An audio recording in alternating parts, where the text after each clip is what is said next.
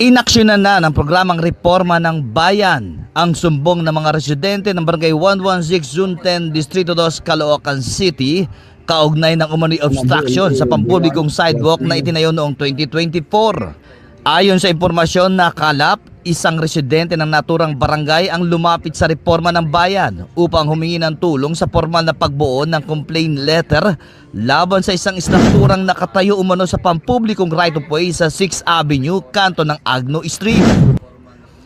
Batay sa reklamo, ang nasabing istruktura ay umano'y ipinatayo ng barangay captain na si Roy Go at binubuo ng isang sementadong CR, mini kusina, mga konkretong upuang bato at sementadong bahagi na sinasabing humaharang sa malayang pagdaan ng mga naglalakad.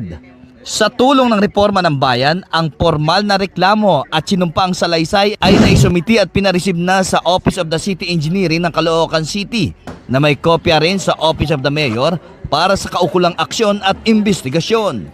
Iginiit na nagrereklamong residente na ang naturang istruktura ay permanente, walang malinaw na permit at ginagamit umano para sa personal o di autorisadong layunin na posibleng paglabag sa right-of-way ng publiko, mga umiiral na ordinansa ng lungsod at sa Code of Conduct and Ethical Standard for Public Official and Employees, RA 6713. Umapila ang mga residente sa agarang investigasyon, pagpapaliwanag mula sa kinaukulang opisyal at kung mapatutunayang may paglabag ang pagpapabaklas ng ilegal na istruktura upang matiyak ang kaligtasan at kapakanan ng publiko.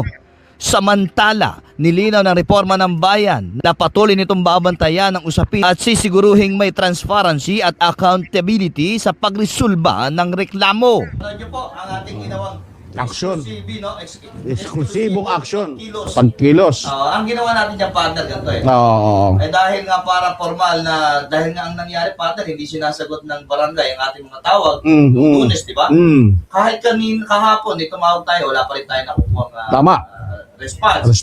Oo. Pumunta rin tayo sa barangay nila, wala rin tao. Wala tayo ibang... Ano, partner?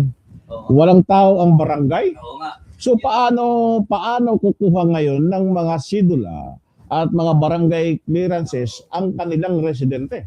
Mayroon doon kasi yung katiwala na ating naabutan. Yan ang nakakalungkot doon.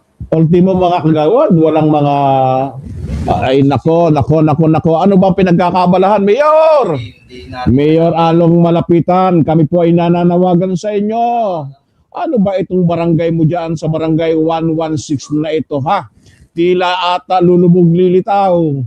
Samantala pumunta kahapon o kanina lang, partner, kanina ba? Kanina lang natin Opo, galing po diyan, ha. Oo, pumunta po riyan ang residente para idulog yung sistemang reklamo para maaksyonan. Abay, Mayor, nagagamit ho ang pangalan ninyo, Mayor Along. Na partner, no? Yung base nga sa interview ng complainant, no? Na alam ni Mayor to. Alam ni Mayor, abay, Mayor, ginagamit ho ang pangalan ninyo. Ibig sabihin, partner, kukonsintihin ni Mayor yung mga obstruction dyan sa Caloocan, diba? Abay, hindi ako naniniwala doon, partner. Hindi ako naniniwala, Mayor. Ako'y naniniwala sa inyo. No? Yung pinansin natin, kaugnay dito, naka-indicate doon, malinaw na malinaw, obstruction.